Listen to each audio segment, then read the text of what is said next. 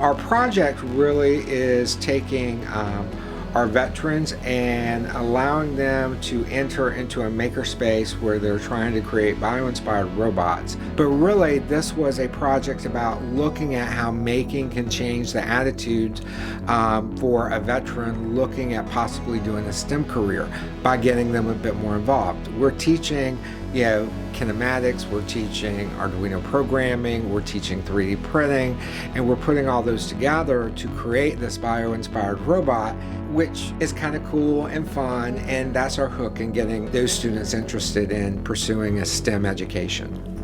This project is funded by NSF Eager, and it's called Bio-Inspired Robotics.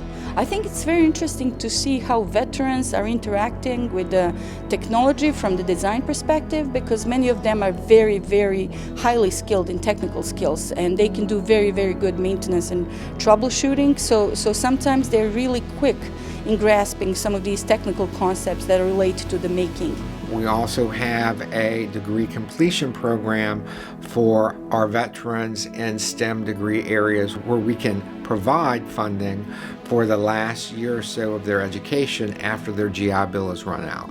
So really, we're trying to capitalize based on our location and our access to active duty and veterans in this region to help encourage more of them to pursue STEM careers.